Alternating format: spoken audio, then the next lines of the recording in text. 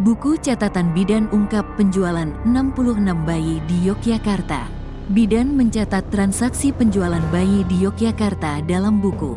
Berdasarkan catatan dari buku itu, sebanyak 66 bayi dijual kepada pembeli di berbagai daerah, antara lain Surabaya, Papua, Bali, dan Nusa Tenggara Timur.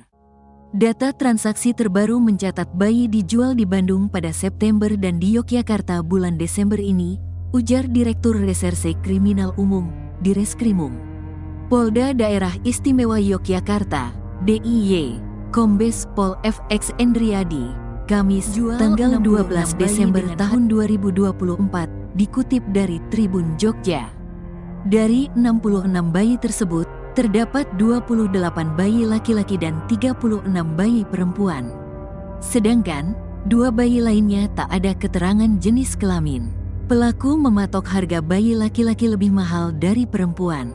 Data terakhir yang disepakati, untuk bayi perempuan 55 juta, bayi laki-laki 60 juta sampai 65 juta, ucapnya. Ternyata, penjualan bayi di Yogyakarta ini telah berlangsung sejak 2010. Siapa pelaku penjualan bayi di Yogyakarta? Penjualan bayi di Yogyakarta bermodus adopsi ilegal ini dilakukan 2 orang, yakni DM, 77, pemilik rumah bersalin di Kemantren Tegalrejo, Kota Yogyakarta, dan JE, 44, bidan di rumah bersalin itu. Modusnya mencari para adopter atau orang yang akan mengadopsi, para pasangan yang akan mengadopsi ke yang bersangkutan, ungkap Endriadi. Saat ini, pelaku telah ditetapkan sebagai tersangka. Sementara itu, Kepala Dinas Kesehatan, Dinkes, Kota Yogyakarta Emma Rahmi Aryani mengatakan, tersangka penjualan bayi di Yogyakarta tidak memiliki surat izin praktik, SIP, sebagai bidan.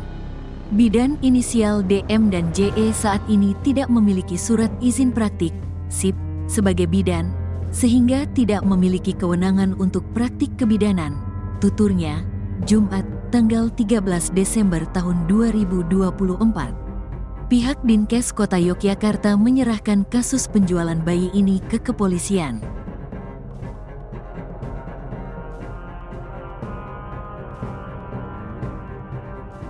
Jual 66 bayi dengan harga puluhan juta, 2 bidan di Yogyakarta ini tidak punya izin praktik.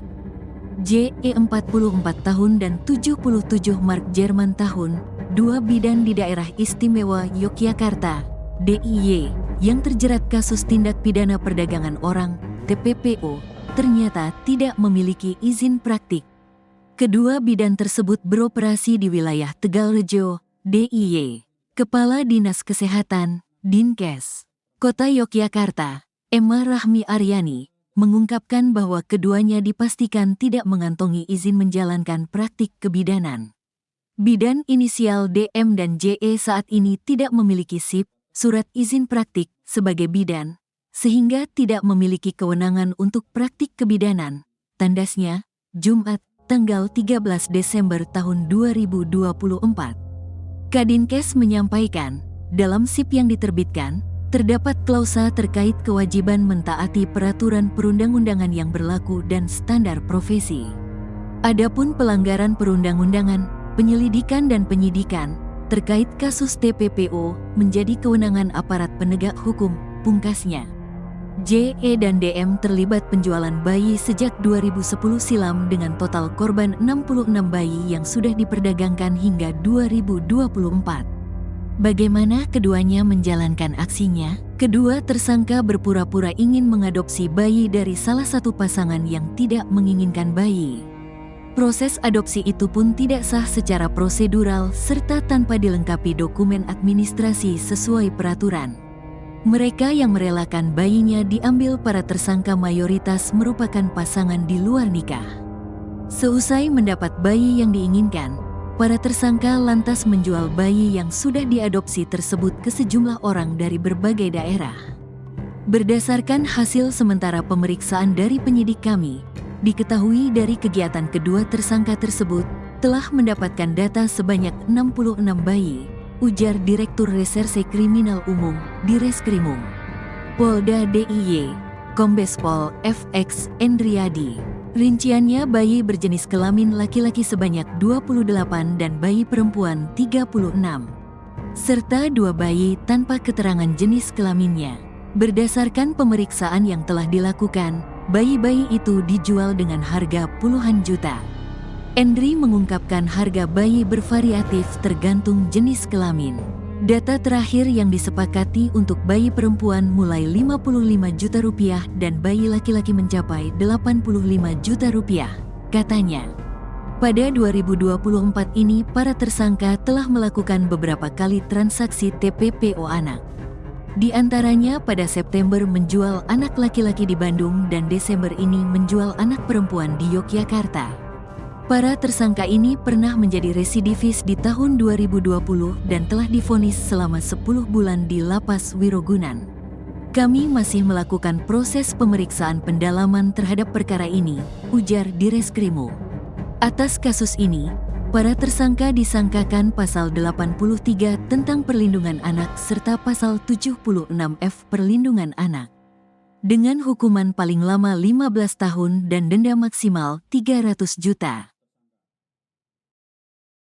Dan perlu kami sampaikan terkait dengan kronologi pengungkapan peristiwa ini. Jadi berdasarkan informasi dan penyelidikan bahwa adanya dugaan penjualan dan atau perdagangan anak bayi di wilayah Yogyakarta. Lalu tim kami dari Direksub 4 Remaja Anak dan Wanita melakukan penyelidikan. Sehingga pada hari Senin tanggal 2 Desember 2024 terpantau ataupun terindikasi ada kesepakatan pembelian anak perempuan senilai 55 juta dan ada DP senilai 3 juta. Ini kami dapatkan dari nomor rekening tersangka. Selanjutnya terjadi penyelidikan dan pada hari Rabu sekira pukul 13, tim kami melakukan penangkapan terhadap 2 orang pelaku penjual anak tersebut di Demakan Baru, Tegalrejo, Yogyakarta.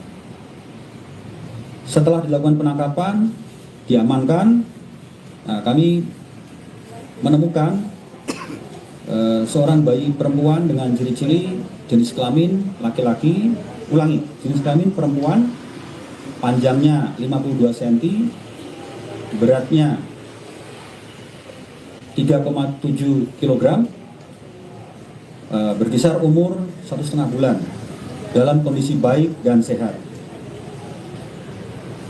Kemudian bayi tersebut dan para tersangka kami amankan dan kami lakukan pemeriksaan di Direktorat Reserse Kriminal Umum dan didapat informasi bahwa para tersangka ini telah melakukan penjualan ataupun berkegiatan sejak tahun 2010. Kemudian para tersangka ini pernah menjadi residivis di tahun 2020 dan telah divonis selama 10 bulan di Lapas Wirogunan.